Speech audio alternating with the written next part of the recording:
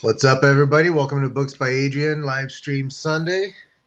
And today we're going to be talking about drug culture in fiction with my very special guest here, AR Mirabal. Am I saying that right, Mirabal? Yeah, what up, man? What's up, Glad brother? How to you be part doing? of this. Yeah, I'm good. How are you? I'm chilling, bro. I'm chilling. I'm doing all right. Glad to Yeah, have you awesome. on. Yeah, glad to Um, be on. I've been wanting to do this particular live stream for a very long time, but I didn't have anybody to host it with. So as soon as you came along, I snatched you up fast. Mm. I don't know if you noticed. Well, no, you know how it is. Like the writing community is awesome. So, like, that type of like response and everything is just so like vibrant and everything. It's awesome. It's part of what keeps you writing. Yeah, no kidding. And the diversity of authors here on YouTube, IG. it's yeah, Oh, on YouTube. it's Yeah, yeah, YouTube. yeah. Well, on both because it's all the same people anyway. Mm. But yeah, there's just something really cool about how everybody has sort of their lane. I've heard a couple of them refer to me as the guy with that drug novel, the drug book. So like everybody's got like their thing that they're doing, which is pretty cool. Um, you are writing. Is this your first novel? Uh, no, I'm on my third. Third. I'm just staggering releases, so I can go ahead and release things within like a month of each other. Right. Right on. All right. So what are you working on? Give us a little bit of a backstory on you. What's your background? Where you coming from? What's going on? All right, well, Allegory of the End is I first thought of it kind of like to kick off the whole like drug thing. I was in college, I would literally just go and smoke in my dormitory bathroom with like my boys, and that we would just have like like high talk. We would just talk about shit. Like, oh, can you imagine blah blah blah. And we were all engineering students, so we were all really into like science and like space and shit like that. So we would all like just talk about the latest like and this was like before Black Mirror. So they would talk about the latest advances in technology, like, oh, have you heard about ferrofluids or non-Newtonian metals, and just like all these like, different things. And then I would jump on that like creatively and be like, oh, can you imagine deriving that kind of like twisting that whole thing into how the technology could better the society at first, but then like bring a whole bunch of problems you don't even know. Yeah. Like the iPhone is great, but I don't even have to get into the whole all the bullshit the iPhone brings. Know what I Sure. mean? So Smartphones in general. yeah, and the thing that fascinates me the most about science fiction, and the reason I got into this genre, and probably I'll stick with it for till I die, is that whole like is that no matter how good you intend it, it never turns out as you intend. Yeah. Like there is the idea of the internet was the most beautiful thing ever. I mean, bringing together the all the intellectual minds, you know, Bringing the before planet there were together. yeah, before I mean, think about the calculus. The entire math of calculus was invented by two separate people at the same time. They had no relevance of each other. Yeah. Imagine if they had the internet and they could have been speaking to one another. We would have Yeah. had calculus, however many of years earlier than we have now. Yeah. I mean, and the internet brought that to a new level. And then you advance, flash forward 50 years, and now we have OnlyFans, right? We have all these crazy things that are going on with the internet, and it was just impossible to foretell by the people that originally started that. And so And that's that where your like inspiration comes from, is the sort of fully, snowball effect that happens fully, with all these things in culture. 1000%. So I Yeah. would just sit around with my friends, and we would just postulate that back and forth, back and forth. But the thing is, I just got obsessive with it. I couldn't just leave it in the bathroom. I would go on and, right before I would knock out, I'd be like, all right. And then, like, I just start thinking about it, be like, oh, well, it'd be kind of cool. And then you just start doing, like, the math. You know what I mean? It was like, all right, Sure. well, with that scene would work better here and da da da da. And then by the end of it, I realized I had basically the content for the 3 books that I'm writing. The 2 books that I have written, the third I'm writing now, and like 7 more ahead of me. I had it Cool. all planned out just by the time I finally settled that like I should probably start writing this down. Yeah, This is when you you have know a plan for like 11 books, it's time to start writing. yeah, well, I was going to It's engineering past school. time. Know what I mean? Yeah, I wasn't. There was no idea in like writing. Like I liked movies, and I could talk, for hours about it. Obviously, what we're doing now. But like, I would never think that I would be that guy actually writing it. If anything crazy ideas that I would like directing. That seemed like a really cool idea to me because I It's like funny because cinematography. that's what I thought too. Like for some reason I was really set on becoming a director, and now I'm realizing that what I really wanted to do was write. Although I still want to direct someday, but I'm so excited to be a writer. Yeah, no, the thing that I think is like the most awesome part about that is how it goes back and forth. Because I love to postulate that like writing came on to me. Like one day I just got this idea and I started writing. But then Yeah. I think back to it, and I was always really bad in school until I got like a good teacher that kind of like guided me in a certain way. I remember I did horrible in history until I like got like a teacher that kind of like set it up almost like a drama. I was like, oh shit, no, this is real. And if See, you here's pay the attention thing. to it, There's no bad students, there's only bad teachers. You know what I'm yeah, saying? well, Like every in student public just has school, that's like their way to 90%, reach them. I'm sorry, go ahead. No, I'm sorry. I was just agreeing with you. It was like in public school, it's just even harder because that is the majority. That is what's going on. You almost don't know what a good teacher is until like you finally meet it. And I didn't meet it Yeah, until high school. that's true. Uh, no, and even then, when I would write like my stories and I would write like, and they would tell me to write, anytime it was like nonfiction, I just couldn't do it. It would be like the most like, ah, man, I don't want to like write about myself. But then it would be like, all right, yeah, just write a story about whatever. It'd be like, oh, I got you. The Cheetos man and the fucking tiger from the Frosted Flakes, they get Yeah, together yeah. with the peanut guy and they go on a caper. Know what I It's mean? funny because I could go on that. And yeah, when I was a kid, I would play with my toys and I would have deep plots for my toys, my guy. Deep plots. And it was I didn't have just like one day, like I would play with them, leave them alone, and then like replay with them another day. It was plots. yeah, Like, you know what I mean? It was like a yeah. set thing. It was like crazy to think about now that I had it like that, but like I just always been into that type of That's like where it comes from, man. storytelling. Like humanity is a storytelling race. You know what I mean? A storytelling Mm. species. We tell stories. That's what we do. And I same thing with me when I was a kid.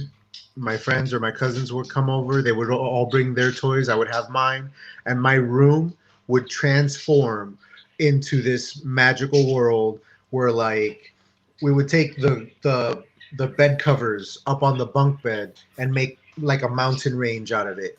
And Yeah. the hamster cage was the cave where like the beast lived or whatever. Like the whole room was just a play area, and every toy had their role, and we just told stories, man. We with toys. Yeah. That's what it all came down to. Yeah, I mean like that was like and what's even crazier is that like even the plot that I had when I was like 12, I think back to it sometimes and I'm like, man, I might reuse that sometime.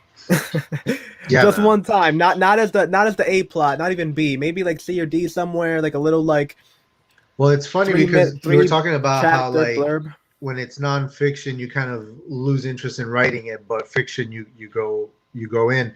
Hmm. You know, I've throughout my life tried over and over again to start a journal. I get maybe two, three entries in, and then I never write into it again until like 5 years later when I decide to try again. Like I can't do. I can't write about myself. I can't write in Let's the get first person. psychological into it. Is It's it? Do you weird, make fun of but yourself immediately? Is that what it no, is? I Because just I do that. Like it's I would the start reading, idea it's like, that oh, nobody's really? gonna That's how read you it. feel? It's the idea that nobody's gonna read it. You know what I Okay. mean? Like I'm not gonna show it to anybody. You know, am I talking to myself? Who am I talking to in this journal? Like there's some kind of disconnect with me. But then you tell me to write a fiction story, and I will tell you my life story in that fiction story. You know what I'm saying? Mm. Like if you go to my website, the prologue to the novel I'm writing is available as a sample chapter, and there's a mushroom trip in it. You know, this girl goes on a mushroom trip. That's my big mushroom trip, like the one that I think back to and dissect, and like the one that changed me, that was it. I just wrote it as a girl instead of a guy, and you know, that's it. Like I just told everybody my story, but I couldn't tell them my story. I had to tell them this other person's story, which happens to be my story. That's interesting. I usually derive like a lot of inspiration, but I don't copy and paste. Like I definitely like getting into the whole like psychedelics in literature. Yeah. And it's something I don't know if I started talking about it with you, or if it's something I just a conversation I just had fully in my head and just like thought I talked to somebody else about it. But there is like, you know, the Big Bang theory postulates that everything in the universe basically at one point was together in one mass, right? One big condensed, indefinitely dense ball. Right. And then the introduction of time and literal space came together and just literally put space in between all the entities inside this like Big Bang thing. Okay. Now, off that means that everything at one point was connected in some way, right? Some type of lingering energy from one another. Now, imagine if DMT is somehow that little lingering thing and it just manifests in a different way. So on Earth, it manifests in DMT, which is like, you know, a naturally growing thing that happens in plants. And maybe right. And humans as well, right? It's the last 5 seconds of your death. Like when people say that you saw your life, that's a DMT and REM trip. sleep. When you're in REM sleep, you develop DMT as well. So there's some kind of connection between dreams and death and afterlife. They're all connected somehow, which is something that I toy with in a different story, not this novel that I'm writing, but a graphic novel I was working on before this that is now like on the back burner until I'm done. This idea that if it's the thing that floods your body when you die, the moment that you die, it suggests this like this transitional moment, right? Like it's the moment of your death and your body decides to flood you with DMT. Like what's that about? The other time that it does it is when you're sleeping, when you're dreaming. And so in that graphic novel, the dream like very minuscule realm amounts, is its own realm, like it's its own physical place that you can go to. You know what I'm saying? And perhaps DMT is one of the ways that you can get there. You know what I'm saying? Well, yeah, that kind of leads into what I was saying with the whole thing, because in other planets it can manifest in like crystals or gas. I mean, it could go in. It can go. There's so many higher levels of just things that we just can't perceive due to frequency, due to who knows. Like, I mean, just simple things of light. I'm an engineer. I work with lasers. You can't see the things that literally beam, you know, that etch something perfectly on, you know, stainless steel metal, or just, you know, crazy torqued anodized aluminum. And it just 3 seconds and you can't see that. Yeah. Huh. You can't see that.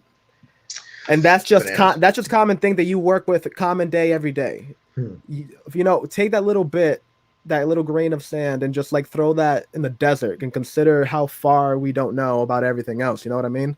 Yeah. I mean, we can't see a simple laser that literally is responsible for most engraves that we use in modern day. Imagine things that we can't perceive. You know, imagine what the sun beams us with every day that we literally just don't know of. It's crazy. Yeah.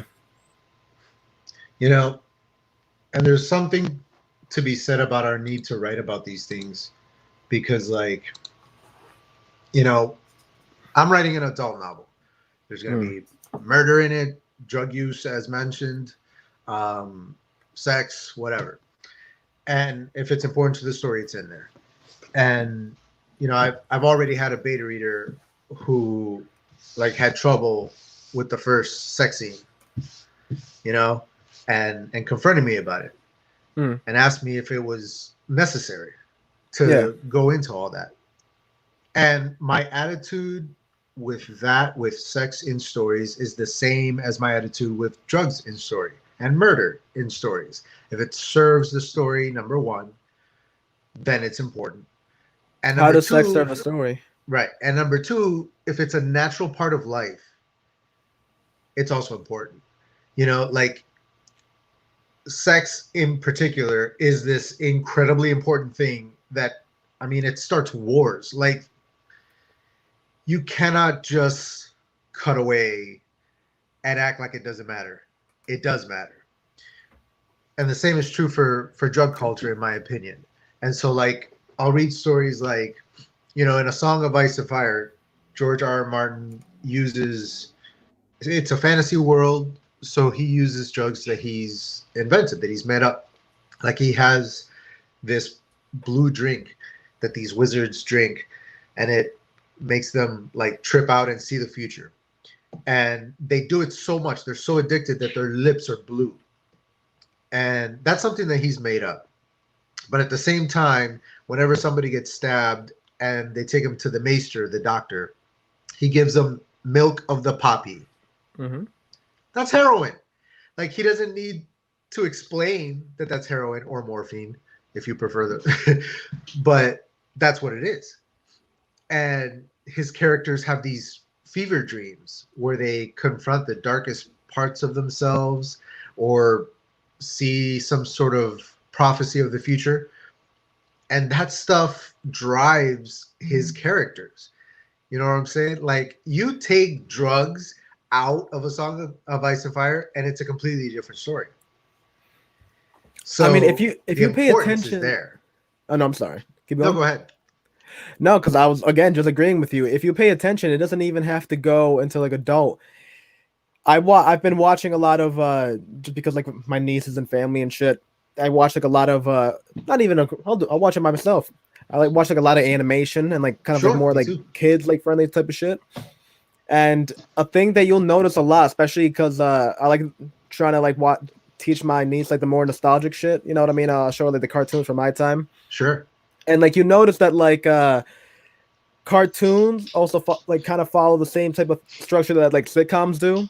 And that like they always have like a common types of episode, or like they'll have that one episode where the mom goes away and the dad is stuck with the kids. Sure. Or they'll have that one episode, you know, like it's like a, you know, the Brady Bunch did it and the Simpsons did it, then Fairly Odd Parents did it. You know, it's a trope that's just redone over and over again, right? Sure, family. A common trope that you'll find is that one episode where the kid gets like, you know, like gets like really sick or some shit and has like a fever dream and like takes some crazy medicine, and then they have some crazy tripped out dream, and like usually that'll be the musical special. Tell me not.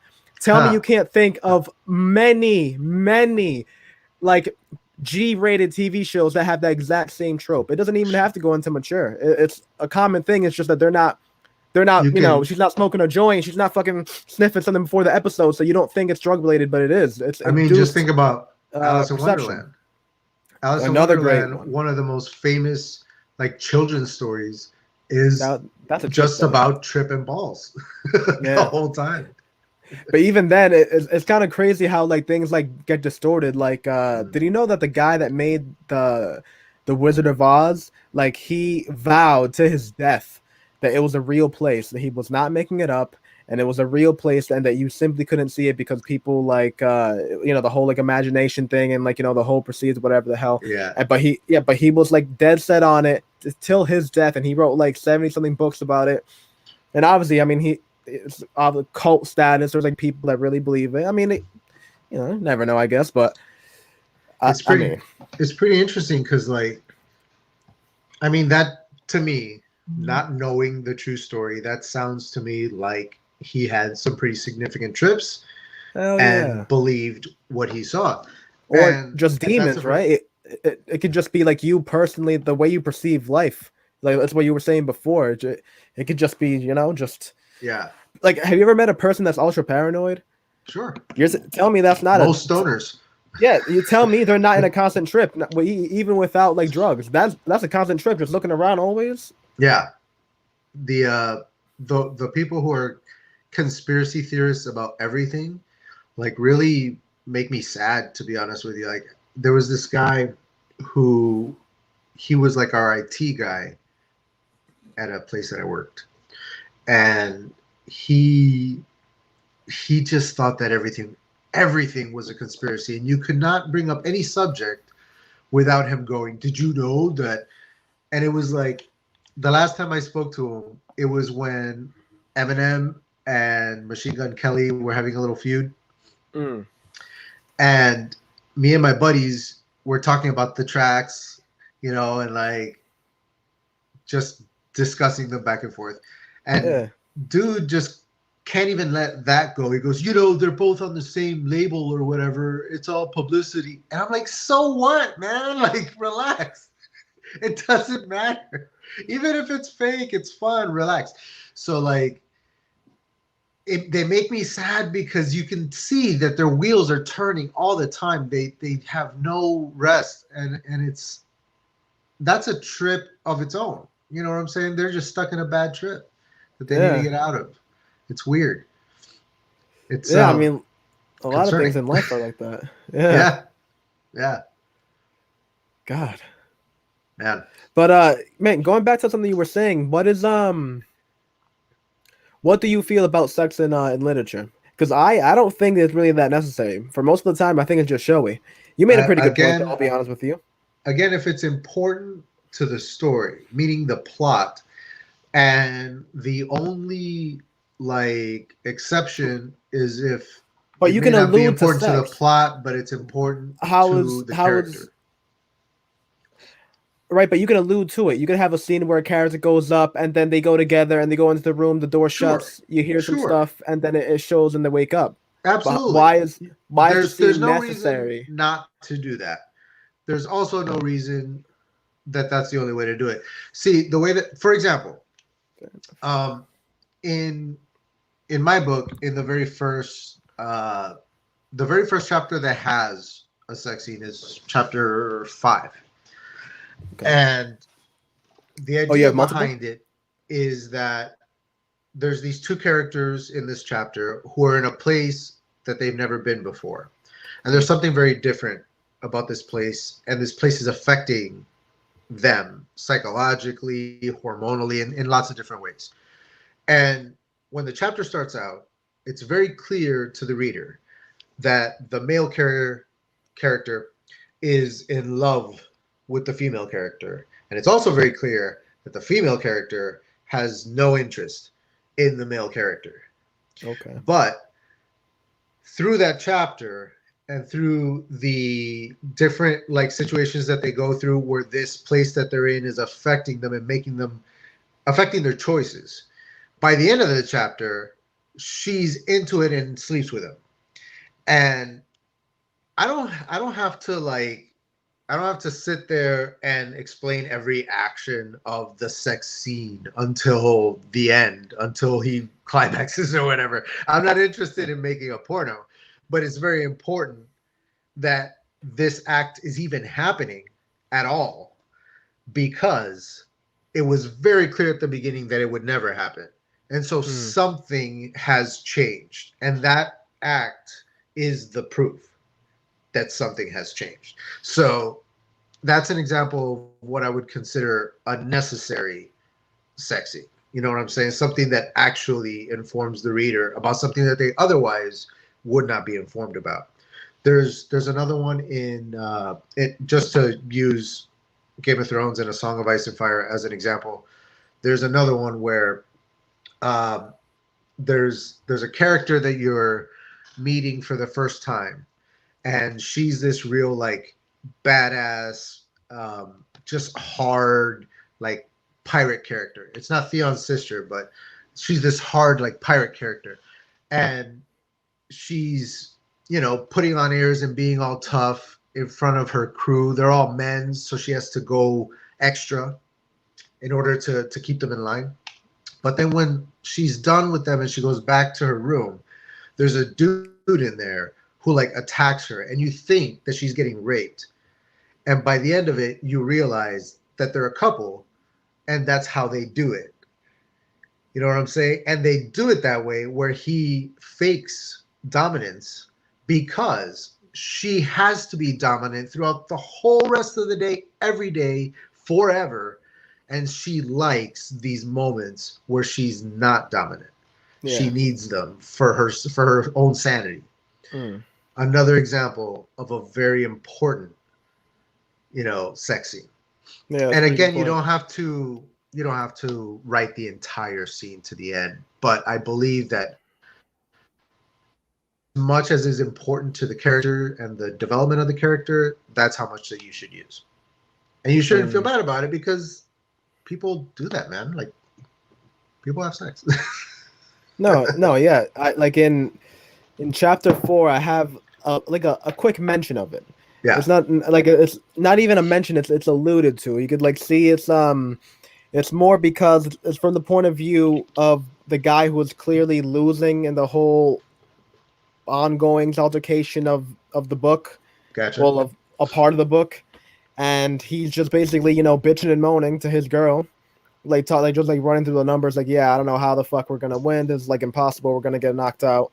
There's not even like he's just like bitching and moaning, and then like his girl just comes up and talks to him and just like just like it's more that whole interaction is more to show you that like she is really the person that has like the pants in the relationship. Yeah. Like he's like the one that has like he has like the figurehead of the leader because like he was there at the right points and he just like kind of like got appointed, but like she's the one actually doing shit in the background. She's like, if it wasn't for like this fucking angel steering him right and just like making like all the thoughts in his head a little more condensed and concise and just like giving him like a road to actually follow instead of just like getting like lost in the marshes. Yeah. If it wasn't for her, there would be no character. And to me, and like when that whole thing gets like alluded that they just like kind of like disappear into the bedroom and like you hear her laughs fucking take the, I can't remember how I worded it, but like like she just go they just have a good time and they wake up, and the whole point of that is that when he wakes up he's alone, and he's like, all right, well, what the fuck, because you just went from this like height of like like crazy love, and then he just woke up alone, and then the question is like, what the fuck is that? And then like, to me, that's why it was like the only reason I thought like that type of thing was necessary, just to show like the height and the contrast of like the scene and like the back and forth and all that. Yeah, for sure. And it sounds like that's an example of a place where it's important to let them know that it's happening. It's not important how it's happening or what exactly is happening. Yeah. So you're able to cut away from that, and again, so what serves the story best is the best way to go is my point with both of these things. That makes a lot of sense. So what is your plan with this book series that you're writing? Like, what are you going to do? Well, there's Allegory of the End Volume 1 coming early 2021. You go to neotino.net for updates on that. On Allegory of the End for the Instagram for like pictures and all that. And then there's Allegory of the End Volume 2, which will be coming out the following year. But before I write that, I'm going to write Eyes of Mercy. Because the way I've decided to write this series, and it's actually really awesome. Somebody like posted a Reddit thing about it, kind of like saying that he kind of wished more stories were like that. And as I was reading, I realized I was like, oh shit, I by mistake made something kind of like this. He was saying that he wishes that stories stop going in the direction of sequels, but making equals, how he called it, which is that you make instead of going on to the chapter 2, book 2, which is your main character 2 years older, now he has a fucking goatee or whatever the fuck, right? Yeah. Instead of that, you go through another character, another point of view, another continent, the same planet, same world that you're in, but just a whole independent just a whole different independent thing, but in the same time frame as the original. Yeah. And just the way that I developed the story, because again, since it was all in my bathroom, I didn't have any intention of writing it. So when I developed it, I made the characters in that whole sense of. Is there a delay right now? Not as far as I know. Anyway, what was I just fucking talking about? Having the stories being equals and your plan for how you're doing it. Yeah, so like the way I had thought about it in the bathroom, it was no idea of like structure, like or like, oh, we're gonna follow these two characters forever. I had just made it like it was a natural story, like like I was just making like like I had a ball, like a globe, and I was just filling things in together like it was a fucking Minecraft thing. So at the end of it, just the way that the story like came together, you know, I almost don't want to say the characters don't go on for too long, but so volume one of Iris of Mercy, I mean volume one of Allegory of the End is 2 days fully. The whole book is within 2 days.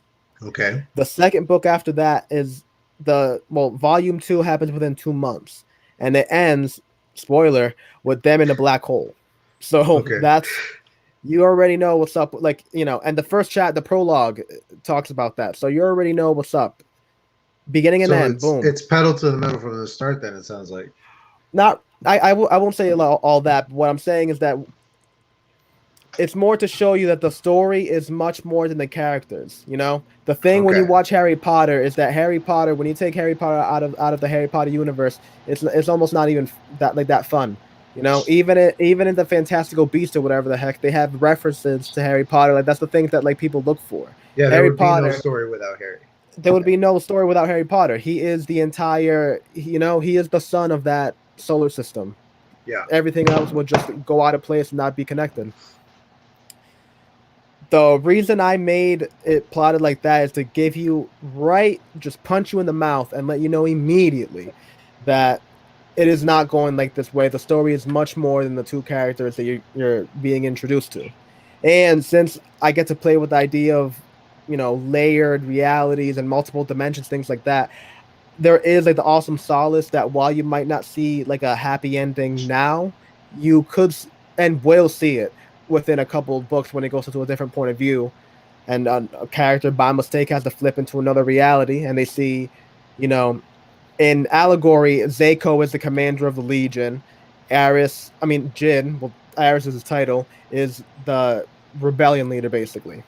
Maybe a character goes into an alternate reality where Zako is a superintendent, fucking Jid is a science teacher, and they all go and grab beers at a barbecue, and their whole their whole feud in that reality is just a parking space that they can't fucking decide over. You know what I mean? It's just like I love the idea that you can just play with different things, but it's in essence the same thing. Right. Zako might not be named Zako, he might be Zach. Jid might be Jake. Whatever. It doesn't have to be like some crazy sci-fi thing. It could just be the same story, same plot, Yeah. but just way simpler terms. And so, how does the whole like drug thing factor into your story? Well, I mean, it's not like that crazy, but I guess it is. I mean, going into the whole thing. So, well, that was kind of weird. I can't say I'm that crazy. Well, I mean, I love drugs, but it's just I guess I don't like the name of drugs. Like, Yeah, the when you connotation of the think of word. drugs, yeah, you think of like the hippie of like that type of shit. It's like I don't think about it. I think drugs like shamanism. Sure. Like I think of it like like taking a substance to alter your mind, take you like Ayahuasca. rock you out of your staples of what you think reality is. You go to a 9 to 5 every fucking day, and you go drive through 2 hours of traffic, and you think that this is what life is. You got to recognize that we were hunting fucking boars 300 years ago, my G. Really got to remember that. Now we We were shoot them with selling machine people guns off. out of Yeah, we were selling helicopters. people off at like they were fucking iPhones 500 years ago. Know what I'm Yeah. saying? You gotta really That's understand where we're at right now, and fucking, you gotta rock your fucking your foundation sometimes. Reckon, all right, where am I? And one that's of what the to me that's what drugs. If you like, I hate that term, but that's what they are. one of the characters in my, I think it's in the prologue. It is in the prologue. Um, she's talking to a newbie, somebody who's never done anything before, about these different drugs. In particular, in this chapter, it's weed and mushrooms. And, the person is curious about cannabis being very relaxing or whatever. And she's, the person explaining is like, yeah, it could manifest that way. It could manifest differently. Everybody is a little different with how it goes. But for your particular situation, I think you should go this route with the mushrooms. And her distinction between them is that weed shows you the walls around your heart or your psyche, that you need to break down. Mushrooms will break them down with like a wrecking ball. You know what I mean? Like it's two completely different experiences, and you get two very different things out of them. Yeah. And you can continue that analogy for every other, psychedelic, nootropic, like DMT, ayahuasca, acid, whatever it is, they all have their sort of effect. It's always interesting to me that, going back to what we were talking about earlier, how people describe the ayahuasca trip and the DMT trips as literally going somewhere else. Like they almost all of them. That's what that painting is right there. There you go. They'll describe it Center of the as, I universe. traveled to this other place and I saw these other people and I spent time with them and communicated with them and I saw these things and then I came back. Like there's something to that. You know what I mean? Yep. Yeah, I mean, well, just to go a little bit into it, 'cause I don't know why I was like kind of like pussyfooting around it, but I just kind of like realized it right now. How it is that Allegory of the End, Volume 1 and 2, is that you get kind of an introduction to what is this thing called the Flower of the Universe, as they call, well, as the non about it people call it, the non-natives call it, the tourists call it. We'll call it that. They call it the Flower of the Universe, which is like this. It's a blue and kind of blue with like whitish tips and kind of like a purple accented flower. Okay. And upon consumption, it has DMT about it, but the way that the natives do it is that they take it and they combine it with another another like rock that's like commonly found, and they boil it in a certain way, and then the kind of the same way that you make it ayahuasca, like how how you have the roots of one plant and the vine, yeah. So it's kind of like that same process. Where an Allegory of the End, since like they're more of the tourist point of view that kind of like slowly get to understand that like the world is a lot more wild and barren than they think it is. Right. When they start exploring that whole more expansiveness of it,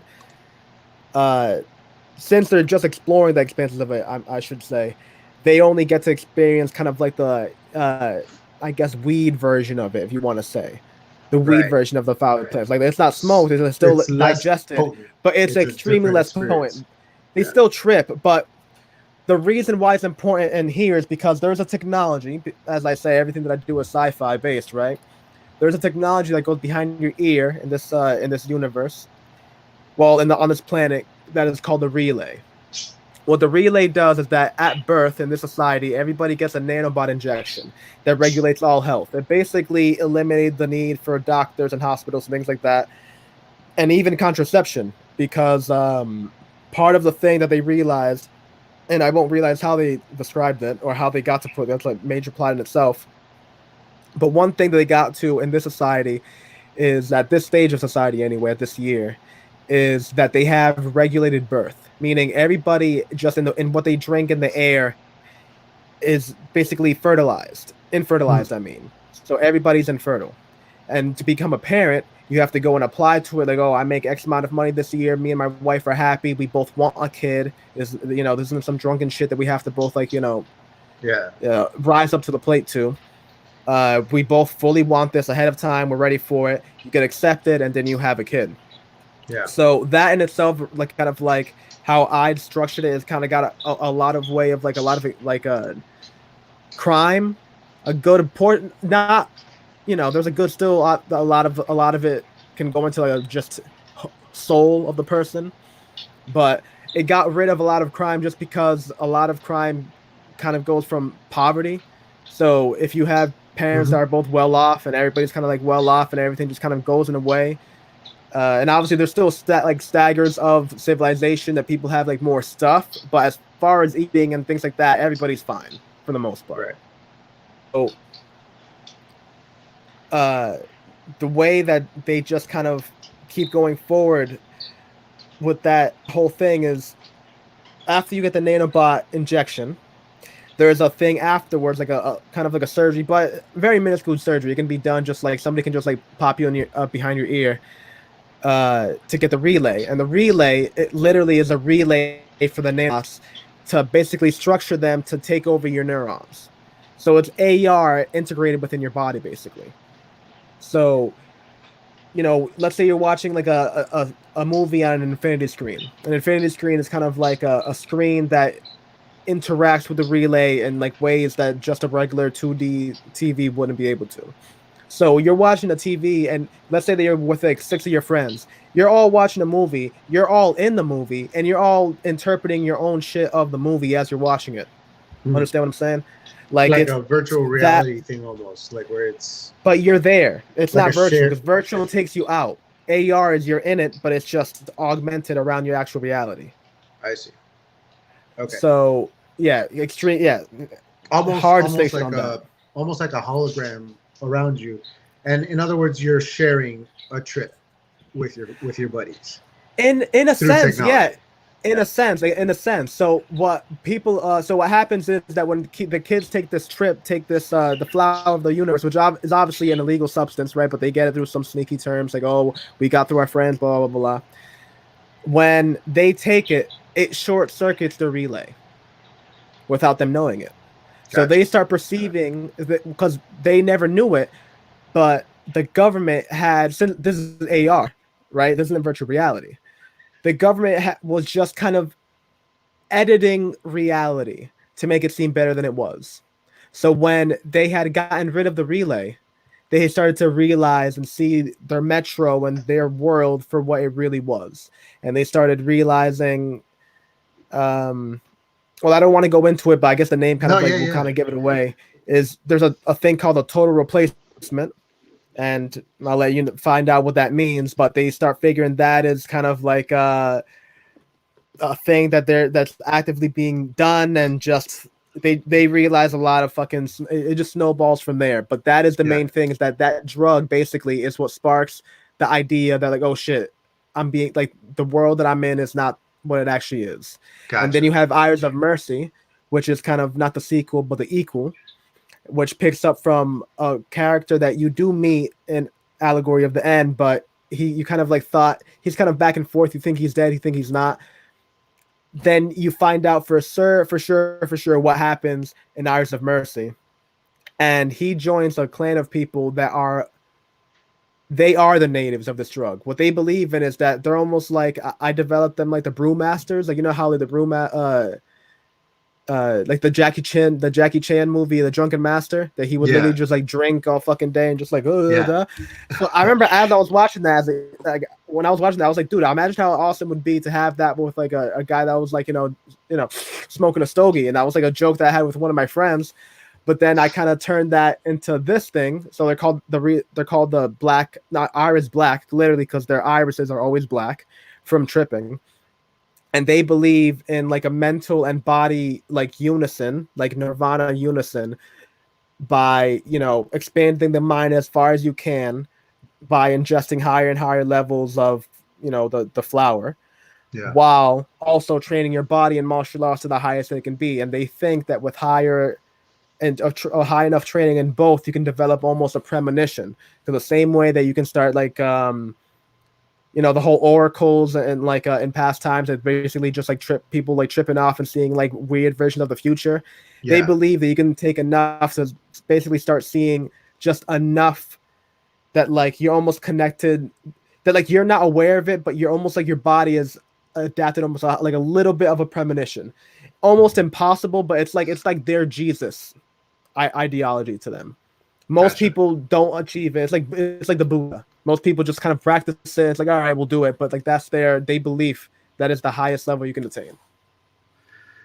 That's interesting, man. That sounds like a really cool story. I can't wait to read that because it's so it's similar in some ways to what I'm doing in my story, Mm-hmm. not plot wise, but the idea that you have this society and their way of doing things with drugs is what sort of leads to these stories happening. And in my story, for example, it's very far in our future, and one of the things that's happened is that weed has become so normal and just like uninteresting.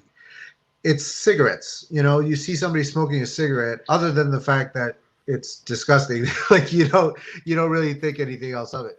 It smells gross. And so like one of my main characters is a detective, and she's always got a blunt behind her ear. Whenever she's about to go into a crime scene, she'll smoke in the car. And like her boss will be talking to her, and she's smoking a blunt in front of her boss. Like, it doesn't, nobody cares. It's not important to anybody.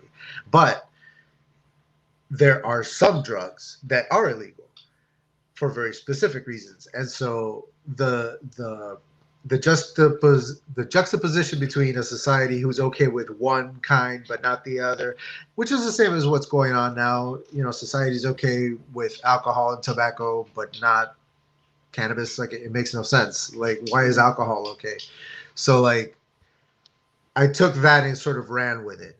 And by making these little changes in our society, where like one thing that used to not be normal is now normal, and something else is not, like, that just flips the way people behave and the way people see things. And I mean, a shaman can be looked at as a very wise and noble person in one culture, and in another one he's a witch doctor who's trying to send you to hell.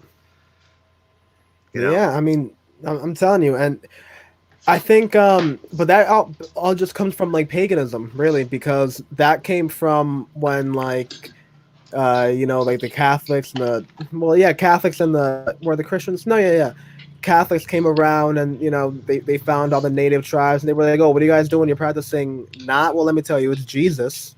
That's what's going on." I mean, think of the Crusades. Nice little where idol, they just bitch. slaughtered people. They were just they were just coming by. They were just coming by. It's like, oh, I mean, the thing that kills me the most, I mean, it's literally the reason I named the company Neotino is fucking like when they came to DR, like my place, right? My country. When they came to DR, the Spaniards, they literally took all idols and all like scripture and all like gold things that they had, that they made it gold just because they had gold, not because they thought it was like a high value thing. They were just like, this is what we have of malleable metal, and it's easy, it's soft, because a lot of people forget that it's like gold is real soft. Yeah. So easily molded. Yeah, easily molded. So like that's why it was actually used in like a lot of like ancient things, not because it was crazy thing, because just easily moldable stuff, and it was shiny. So they would make their idols out of that, like their god idols and all those things and their belief. And the Spaniards came over and were like, ah, dope, and turned it into coins. Think about that. Think about if somebody, all right, dude, imagine if Vladimir Putin came right over, turned the fucking Washington Monument into fucking, I don't even know what, pencils, dude. You know what I mean? Into drone pieces. Dude, Russia would be a crater in 3 weeks. Like, you understand what I'm saying? Like, yeah. It's just insane. But and it would only be a crater because they have equal technology. They came over in ships and metal, and we were fighting them with fucking sticks and armadillo skin. We were fucked, dude. You know what happened? There's a story that basically when the Spaniards came over, and it's actually one of my favorite things to like think about because it's tragic and hilarious when you think about it, is when they would come, when the Spaniards came over, their whole idea of intimidation, because they live in, they're jungle people, right? Mm-hmm. So how does an animal intimidate another animal? By fucking like doing crazy shit, or by, it's like, it's a show of intimidation, not a fucking puffs himself up. Puffs up, you know what I mean? Like, a bird will fucking, pull all the feathers up and do all fucking like, animals will have all that thing. So our intimidation tactics back then was basically crumping. You know what I mean? Like, that's where like crumping came from. So, we would do like a whole little dance show, right? And normally that would fucking scare off a lion like a motherfucker. You know what I mean? Yeah. You see a tiger in the woods and be like, yo, you see that guy? Yo, he just did the two. No, I'm done. I'm done. Yeah. I'm not doing this right now. But we did that shit to the Spaniards. They were like, "Oh, bet. Look at this cannon. Bah! What? Everybody. And everybody that we didn't get with the cannon, we'll get you with fucking STDs or scurvy. Done. Anybody alive after that, working in the plantations, go fuck yourself. What are you talking about? No retaliation. This is ours now." Yeah. Have you seen Latin History for Morons on Netflix? Is that the guy, like the actor that made it? Hell yeah, I saw that shit. That shit was awesome. It's freaking amazing. Like, Yeah, phenomenal. everything you're talking about right now, I'm just having flashbacks to watching that. Right on, dude. So we're at 50 minutes. We are gonna kind of start winding things down right now. I wanted to touch on a few things with you before we go. I know that your social media has been sort of going through a transition or whatnot. I want to know what your plans are for your online author platform. Are you thinking about coming to YouTube? Are you sticking with the podcast? What's what's the plan? Well, I do have a podcast, so I'm gonna shamelessly plug that in. There's AR's Tales, aka the ART podcast. It's on Spotify, Stitcher, anywhere you find it. The ART And I'm podcast. Yeah, the ART podcast or AR's Tales. I have, if you go on my website, neotino.com, if you just literally click on podcast, it'll take you to a link right to it. All right, neotino.com. Well, neotino.net, I'm sorry. Net. Well, it's literally right in front of me. I still fucked it up, huh? And I fucking own it. But, well, the whole thing with social media is that about 2-3 weeks ago, and I guess it's gonna be pretty good news for anybody just entrepreneur. I'll tell you just that right now. Is if you ever have an idea of, even if you think it's something that like you want more time for yourself in order to like do X, and you're like, oh, I'm just gonna delegate Y to this other person. Let me tell you, unless you're a fucking, like, you need an accountant and you're not an accounting, do everything that you can by yourself, my G. And I don't mean that in like a sense of like, you don't like, fuck the world, you don't need any help. You definitely need help, but only get help when you need the help, especially when you're like starting off in a company. You don't get in with this idea that you're the fucking boss man and you got to have people under you doing shit for you. Yeah. Fuck that. Trust me, you're only going to fuck yourself. I learned that the extreme hard way. Trust me. I mean, when you first contacted me, well, I was at like 34,000 people that I was following, had like 400 followers, something disgraceful like that. It's because I had given my account to somebody that I just let. I don't like social media, so I was like, yeah, go ahead, you handle that completely, and then I go and contact some sponsors when the podcast starts taking off, and I'm just like, yo, what the fuck is this dumpster fire right here? And now, we're turning around the game. We just hit like 800 followers. I'm down to like 1,700 people following that I'm following. So the numbers are, I'm getting that, back to like, I'm getting back that to the normal that's supposed to. We have the website now that people are getting properly linked to. Twitter just hit like 300 followers today. Just getting everything regulated, because outside of the writing community, just the author platform in general really is a motherfucker that like it. One is hard. Yeah, it's a hard thing to crack into, and it's a hard thing to maintain just because, we're writers because we want to be writing. I want to be writing. I don't want to be writing about writing. Know what I mean?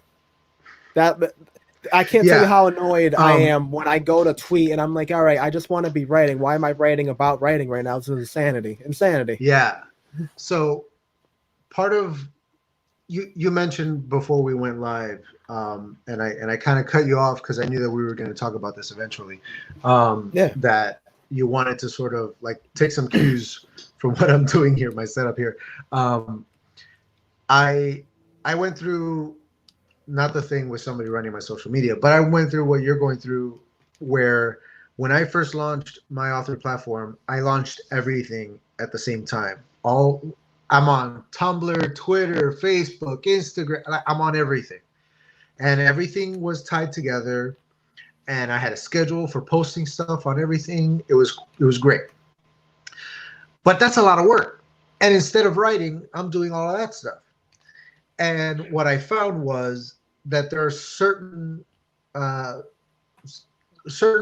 of the social media were working for me, and others were not. Instagram, I'm very happy on. Like I'm getting a lot of followers. It's growing at a steady pace. I'm perfectly happy with what's going on Instagram.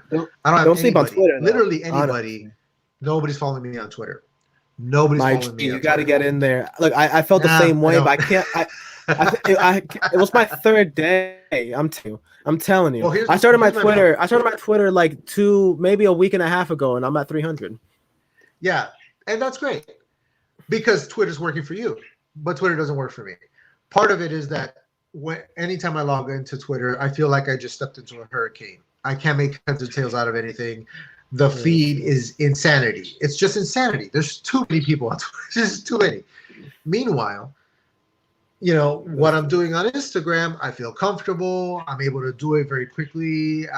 You know, I don't feel pressured. I can do live streams there. I can do whatever I want on there. It's nice. I'm not stressed out by Instagram. I'm stressed out by Twitter. So that's so funny. I feel the opposite way. Oh man, I'm straight up deleting it. I'm deleting my Twitter, my Facebook, and my Tumblr because Instagram is working. Don't get rid of Facebook. I'll tell you right now, just because I'm verification on Facebook for myself. But yeah, no, I have verification a page on Facebook for this, and it's not doing anything for me.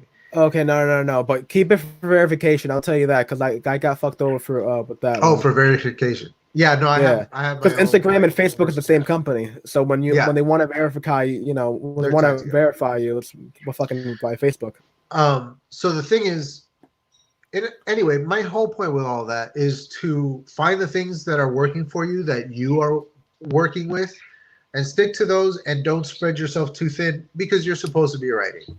And so Twitter's working for you. You're not feeling Instagram as much. I'm not telling you to get off Instagram, but I'm saying. No, don't say Twitter's that. working for you. Both of them. Put your energy into that, and when you're not doing that, you should be writing. The whole reason I started all of this is because this is my first novel. I haven't written anything before that I've put out, and so nobody's going to know who I am when this novel is being done, written, and ready for publishing. And I can write the best novel ever written, but if nobody knows who I am, nobody's going to buy it when it comes out. It's not going to happen. And so you hear all these stories of writers who got stuck in the traditional publishing route, and this thing where like they're writing novel after novel after novel, and you know they publish it and it sells a couple, maybe not too many, blah blah blah, and it takes them 20 years to become able to sustain their life by being a full-time author.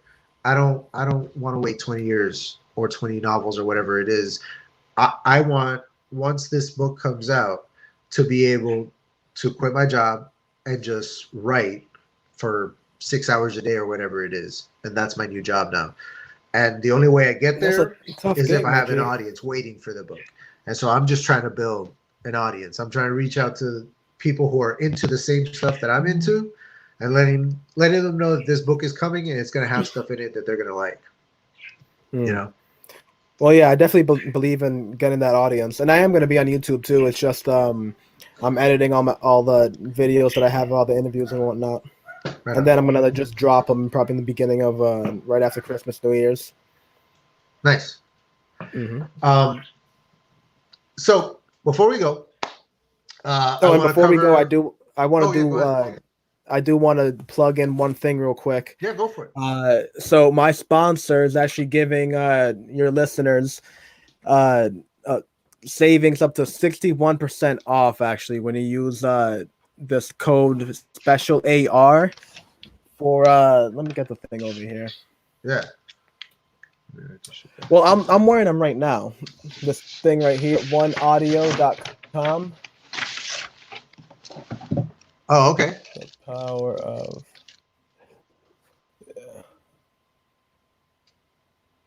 So they're a headphone company. They have nice.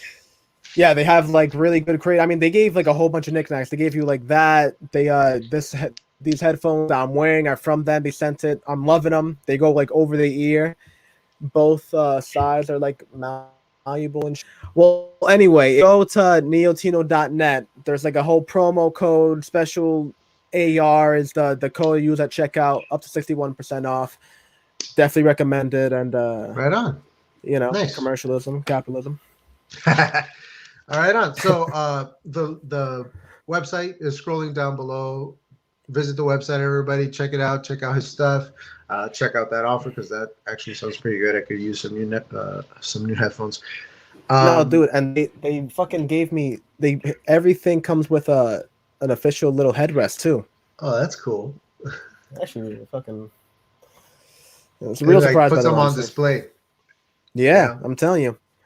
right on. Cool. All right. So for everybody else, my channel's going through some changes right now. Um, Dun, dun, the dun. I've been striving to find a balance between YouTubing and writing, author platforming in general, and writing. Mm. And part of what I'm doing is I'm changing the kinds of videos that I'm going to be putting up from each video being a unique sort of production to I'm going to basically be making a show.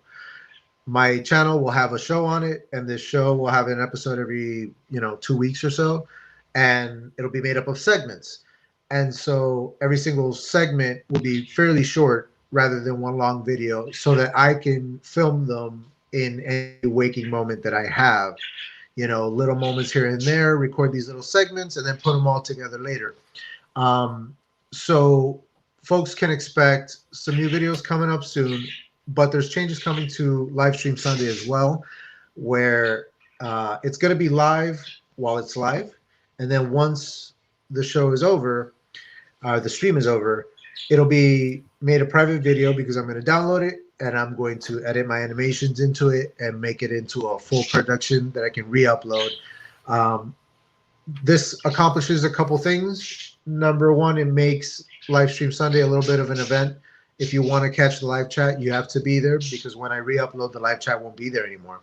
So I'm hoping to draw people to the actual live event rather than the rewatch. But if you do the rewatch, it'll be worth a rewatch because it's going to have, production quality, so to speak. So this is actually the last Livestream Sunday that I'm doing the old way, where I'm not going to mess with it. I might, but I'm not committing to it. My brother, thank you very much for being here. This was a great discussion. I hope you enjoyed yourself, and I hope that you'll come back on the channel. You're welcome anytime. Let me know anytime you need to plug something or you want to come back on to talk about a topic in particular. Any parting thoughts? No, it was. I hope it was as good as for you as it was for me. I'm gonna have a Yeah, man, cigarette it felt now. good. And I'm not. I'm actually. I don't actually smoke cigarettes. That was just a fucking joke. Fucking yeah. Neotino.net. We're having a Christmas raffle though. They'll be fucking that out Nice. starting. I don't know, this week or some shit. Yeah. Parting thoughts. Awesome fucking thing. Thanks for having me on. Hey, man. Awesome My chat. pleasure. It was great. Everybody, don't forget booksbyadrian.com. Check out the Patreon. Check out all the social media. Check out. You gotta have. I gotta have you on my podcast, man. Let's do it, bro. Let me know when. Yeah. Yeah. Probably like beginning of January. Sounds perfect. All right. Good shit. Let's do it. All right, dude. I'm in. All right, guys. Thank you very much. Enjoy the rest of your Sunday, and I'll see you guys next time.